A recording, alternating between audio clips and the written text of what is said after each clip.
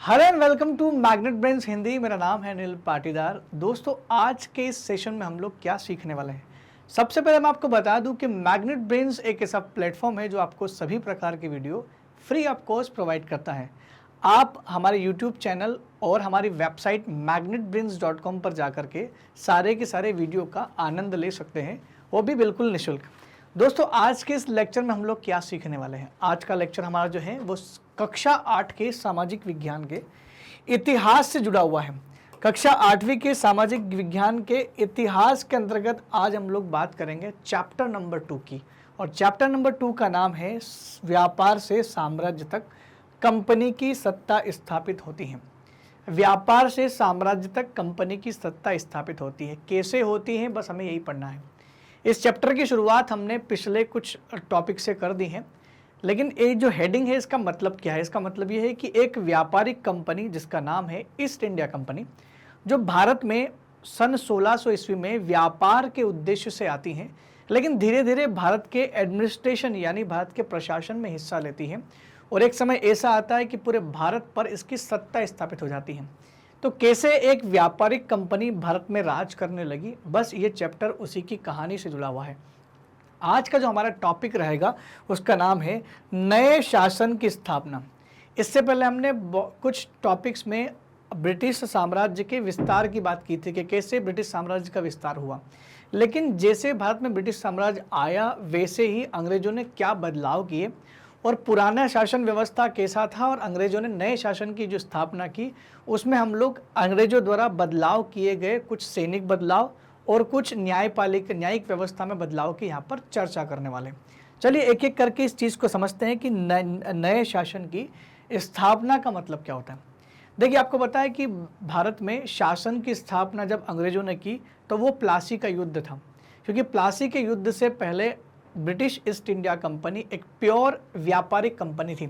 इससे पहले कभी इन्होंने नहीं सोचा था कि हम लोग प्रशासन में भी आएंगे, लेकिन 1773 के रेगुलेटिंग एक्ट के द्वारा जब वॉरेन हेस्टिंग्स को गवर्नर जनरल बनाया गया भारत का, तब से उनका प्रशासन स्टार्ट हो गया। तब तक भारत में 3 गवर्नर हुआ करते थे, governor of Madras, governor of Bombay और गवर्नर ऑफ बंगाल। तो बंगाल के जो गवर्नर थे उनका नाम था वॉरेन हेस्टिंग्स, और उन्हीं वॉरेन हेस्टिंग्स को बनाया गया गवर्नर जनरल। और अब ये तीनों यानी बम्बई, मद्रास और बंगाल, तीनों पर एक अकेला व्यक्ति राज कर रहा था, उसका नाम था वॉरेन हेस्टिंग्स। तो वहीं से शुरुआत करते हैं। वॉरेन हेस्टिंग्स जो है गवर्नर जनरल बने। इन्होंने कंपनी की ताकत को फैलाने में सबसे अहम भूमिका निभाई, क्योंकि ये बहुत ऐसा बोलते थे कि बहुत पावरफुल व्यक्ति थे और बहुत बड़े बड़े बदलाव किए थे, और इन्होंने कंपनी की ताकत को, दूसरी जो राजा महाराजा या रियासत थी उनको ये एहसास दिलाया कि भाई ब्रिटिश ईस्ट इंडिया कंपनी बहुत ताकतवर हो चुकी है। उस समय 3 प्रेसिडेंसीज थी, 3 अलग अलग प्रेसिडेंसीज थी उस समय, और उसमें कौन कौन सी थी? बंगाल, मद्रास और बम्बई। बंगाल, मद्रास और बम्बई, ये 3 अलग अलग प्रेसिडेंसीज उस समय हुआ करती थी। मैंने अभी आपको बताया कि 3 जगह पर राज करते थे वो। मैं आपको मैप बना के बता देता हूँ। मैं खाली मैप एक सांकेतिक रूप में बना रहा हूँ, तो आप ये समझिएगा कि पूरे भारत का मैप क्यों नहीं बनाया। देखिए, इसमें 3 अलग अलग प्रेसिडेंसीज आपको दिखेगी। ये बम्बई है, यहाँ पर सब जानते हैं महाराष्ट्र में बम्बई है, बम्बई प्रेसिडेंसी है। यहाँ पर बंगाल थी और यहाँ पर मद्रास थी। तो एक ट्रायंगल जैसा बनता था इनका कि ये 3 अलग अलग प्रेसिडेंसीज हुआ करती थी। इन तीनों पर गवर्नर राज करते थे, लेकिन तीनों पर एक राज करता था यहाँ पर। ये सबसे इसका सेंटर था, केंद्र बन चुका था 1773 तक। कौन? बंगाल प्रेसिडेंसी जो है वो केंद्र हो गया था। सबसे ऊपर गवर्नर जनरल होगा। 1772 में एक नई न्याय व्यवस्था स्थापित की गई थी। एक गवर्नर जनरल होगा सबके ऊपर, और एक नई न्याय व्यवस्था स्थापित की गई 1772 में। सुप्रीम कोर्ट वगैरह आ गया था उस समय, एक नई न्याय व्यवस्था आ रही थी उस समय। हर जिले में 2 अदालतें होगी। जब 1772 में जो सिस्टम लाया गया था उसमें क्या था, देखिए हम लोग ने ये भी पढ़ा है, और नहीं पढ़ा तो हम लोग आगे पढ़ेंगे कि 1774 में हमारे देश में न्यायिक व्यवस्था फिर बदली थी। तो 72 में सबसे पहले इन लोगों ने क्या किया, सबसे पहले क्या किया, हर जिले में 2 अदालतें होंगी।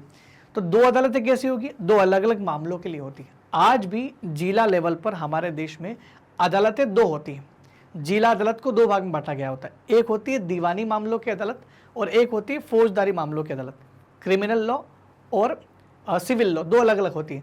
तो दीवानी मामले की जो अदालत होती है उसमें केवल ज़मीन से संबंधित मामले, छोटे मोटे झगड़े, ये चीज़ें आती थी और किराए विराए को लेकर के। और जो क्रिमिनल केस आते थे, फौजदारी मामले आते थे, उसमें चोरी हो गया, दहेज प्रताड़ना का केस हो गया, हत्या की साजिश वगैरह सब कुछ इसमें आता था। तो हमने पहले भी ये सिविक्स में ये पढ़ लिया है, आप चाहे तो पूरी वो व्यवस्था पढ़ सकते हो कि कैसे हमारे देश में ये अलग अलग कानून होते हैं। तो ये अंग्रेजों से हमने सीखा है। हर जिले में 2 अदालतें होती थी, एक होती थी फौजदारी अदालत और दूसरी होती थी दीवानी अदालत।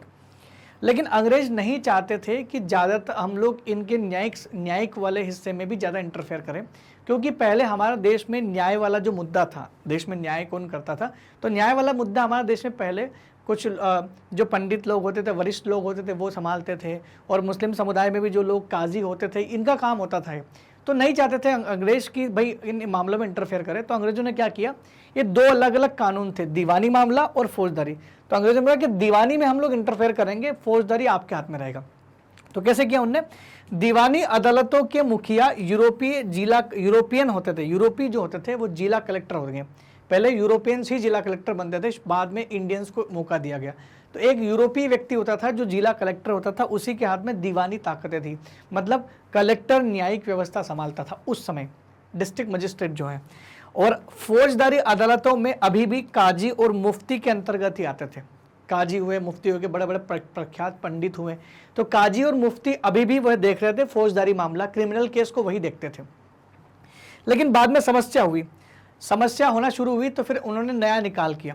अब एक एग्जाम्पल के तौर पर देख लेते हैं कि भाई जो भी अधिकारी इंडिया में भ्रष्टाचार करता था, उस अधिकारी को इंग्लैंड भेजा जाता था और उस अधिकारी पर महाभियोग लगाया जाता था, जैसे कि रॉबर्ट क्लाइव के ऊपर चला था। ये एक फोटो है जिसके माध्यम से हम लोग सांकेतिक तौर पर समझ सकते हैं कि कैसे इंग्लैंड के लोग इंग्लैंड के भ्रष्ट अधिकारियों के ऊपर कैसे मुकदमा चलाते थे। ये एक मुकदमा का एक जरा सा एक एग्जाम्पल है। तो इसमें देखो कितने सारे लोग यहाँ पर ऑडिटोरियम में खड़े हुए हैं और ये वहाँ की न्यायिक व्यवस्था है। तो देखिए ये महाभियोग लगाया जा रहा है किसी व्यक्ति पर, रॉबर्ट क्लाइव के ऊपर लगाया गया था, बहुत फेमस हुआ था वो। जब इंग्लैंड के हाउस ऑफ कॉमन्स में किसी व्यक्ति के खिलाफ दुराचार का आरोप लगाया था, दुराचरण का मतलब वही भ्रष्टाचार का या मिसबिहेवियर का, तो हाउस ऑफ लॉर्ड, संसद का ऊपरी सदन में उस व्यक्ति के खिलाफ मुकदमा चलता है। संसद वहां पर भी 2, जैसे हमारे देश में 2 हाउस होते हैं, एक होता है हाउस ऑफ एक होता है हमारा लोकसभा, एक होता है हमारा राज्यसभा। लोकसभा निचला सदन, लोकसभा मतलब हाउस ऑफ कॉमन, और राज्यसभा मतलब हाउस ऑफ लॉर्ड। जब लोकसभा में किसी के ऊपर आरोप लगाया गया तो राज्यसभा में फिर वो मुकदमा चलता था, और ये महाभियोग का मुकदमा है, इसे महाभियोग कहा जाता था। और रॉबर्ट क्लाइव के ऊपर भी 1772 के आसपास यहाँ पर मुकदमा चलाया गया था, क्योंकि वहाँ की न्यायिक व्यवस्था बहुत अच्छी थी। तो हम इसलिए यहाँ पर इस फोटो को रखा है क्योंकि भारत में भी न्यायिक व्यवस्था में बदलाव हो रहे थे। तो कैसे बदलाव हो रहे थे उसको समझते हैं, क्योंकि समस्या थी हमारी न्यायिक व्यवस्था में, इसलिए बदलाव करने की जरूरत पड़ी अंग्रेजों को। न्यायिक व्यवस्था में बदलाव किया अंग्रेजों ने, क्यों? क्योंकि एक बड़ी समस्या यह थी कि ब्राह्मण पंडित धर्मशास्त्र की अलग अलग शाखाओं के हिसाब से स्थानीय कानूनों की अलग अलग व्याख्या करते थे। पहले अंग्रेजों ने हमारे कानूनों के साथ छेड़छाड़ नहीं किया, उन्हें बोला कि ठीक है, जो स्थानीय कानून आपके यहाँ चल रहे हैं वो चलने दो।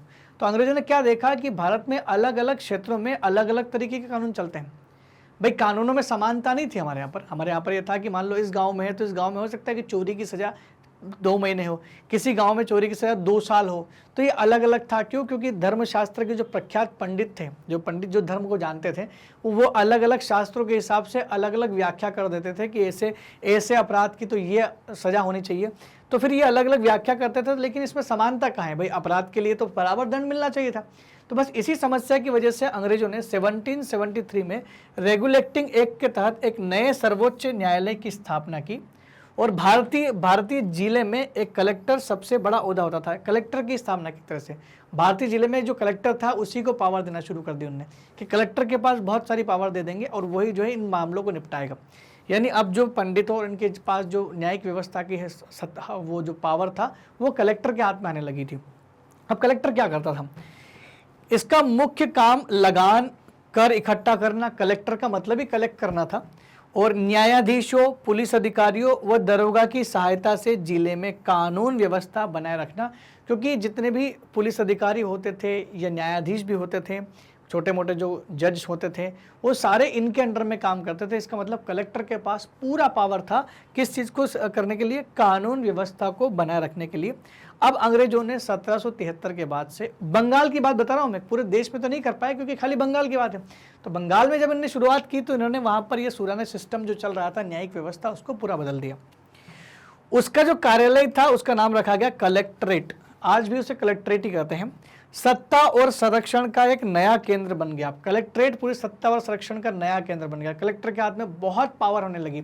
अब आपको ब्रिटिश सरकार से आपको कुछ भी अर्जी देनी है आपके एरिया में तो आप कलेक्टर से मिलो, क्योंकि वो बहुत पावरफुल हो गया था, जिससे पुराने सत्ता केंद्रों को हाशिए पर ढकेल दिया गया। और जो पुराने जो सत्ता के केंद्र थे पूरे, जो उसमें राजा महाराजा के समय रियासतों में बड़े बड़े जमींदार और ये हुआ करते थे, सूबेदार वगैरह छोटे मोटे जो अलग अलग एरिया को पावर रखते थे, उन सबको धकेल दिया गया। अब उनके ऊपर कौन, कलेक्टर। प्रशासनिक व्यवस्था अंग्रेजों ने यहाँ पर लाके खड़ी कर दी और न्यायिक व्यवस्था में भी क्या किया, बदलाव किया।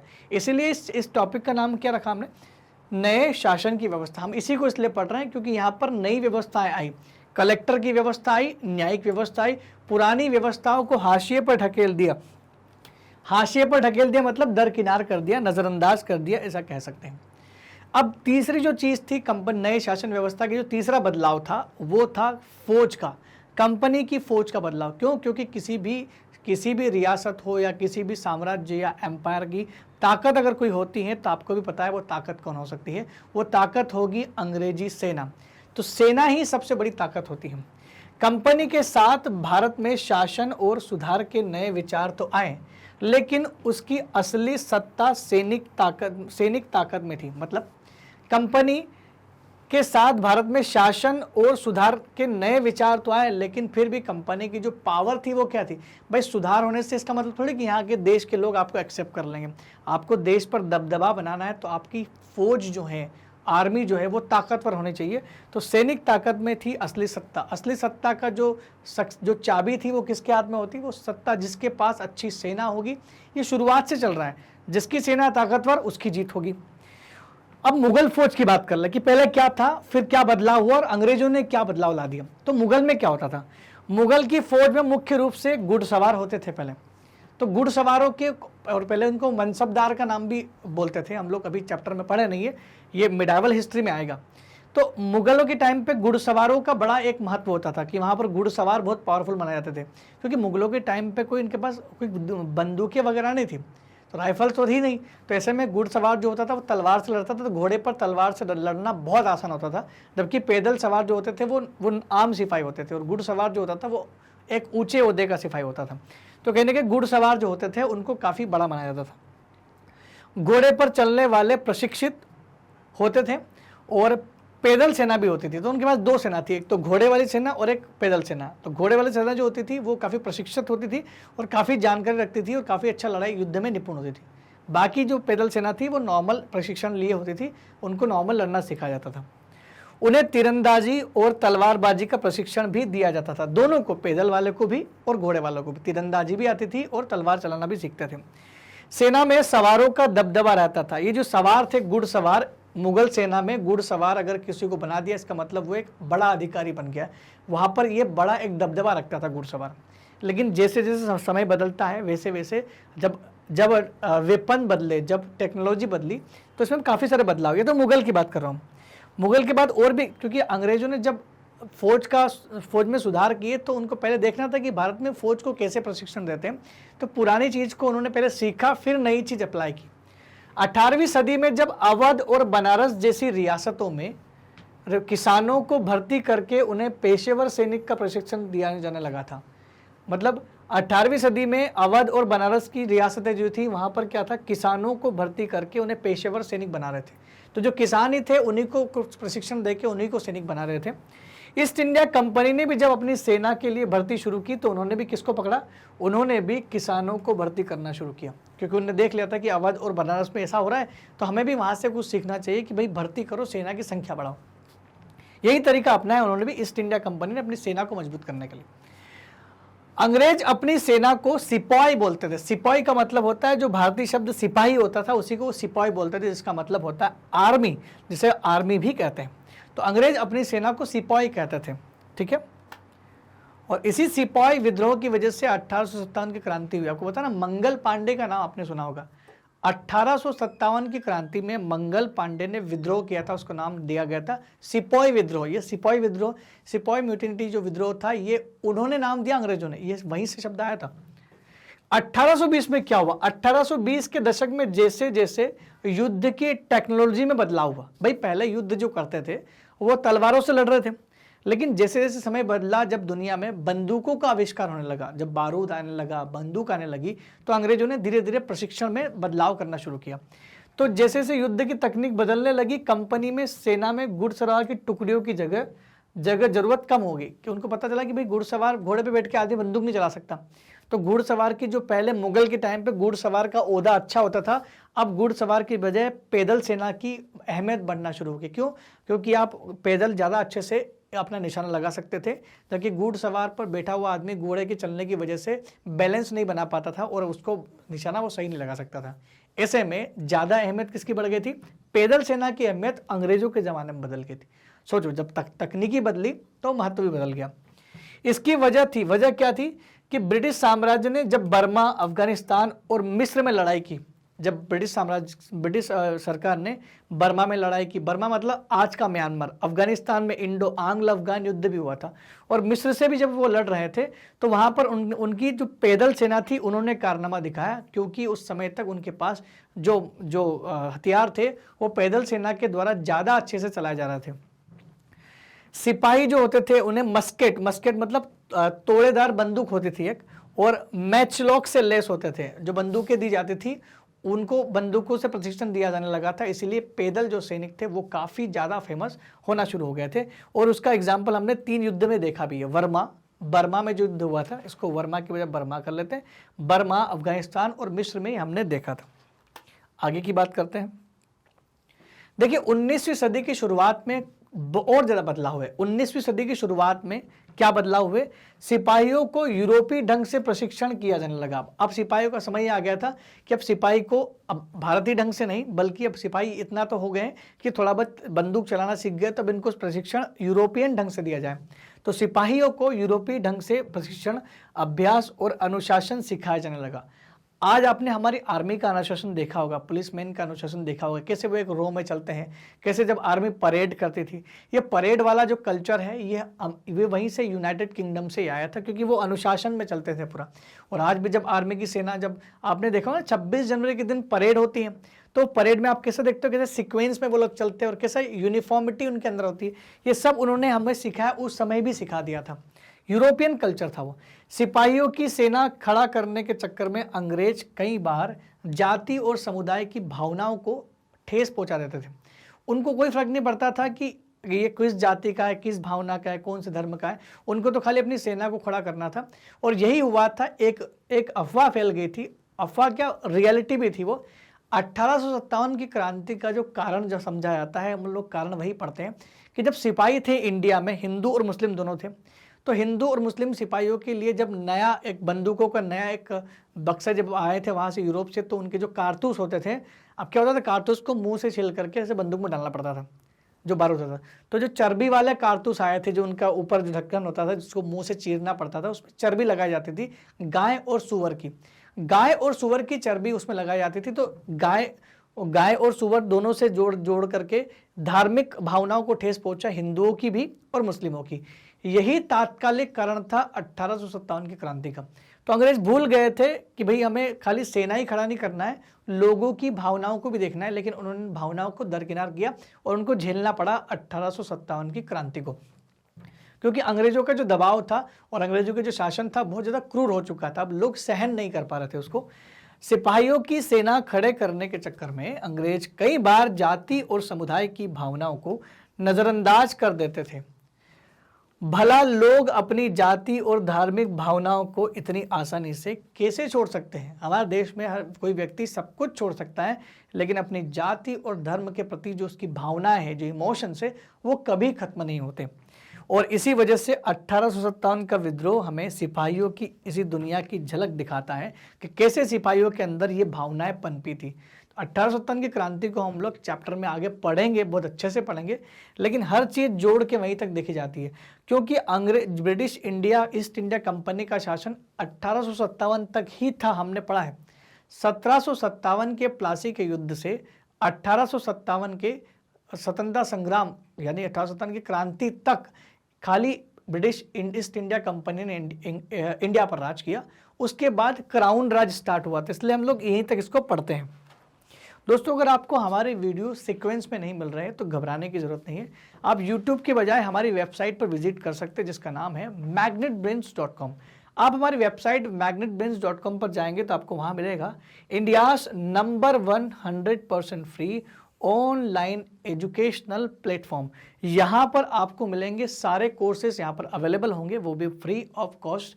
और यहाँ पर आपको देखना है, एक्सप्लोर करना है अपने टॉप कोर्सेज को। CBSE 6 क्लास से 12 तक हिंदी मीडियम को आप क्लिक करोगे तो यहाँ आपको क्या मिलेगा, यहाँ पर आपको क्लास 8 मिल जाएगी। जैसे ही आप क्लास 8 पर क्लिक करेंगे, आपके सामने क्लास 8वीं के सभी टीचरों के ऑप्शंस मिल जाएंगे। अब आपको करना क्या है, कोई भी सब्जेक्ट पढ़ना है तो बस वॉच नाउ पर करिए क्लिक और सीधा पहुंच जाइए उस सब्जेक्ट के डिस्क्रिप्शन पर कि भाई सब्जेक्ट में कौन कौन से चैप्टर हैं या कौन सा सब्जेक्ट है।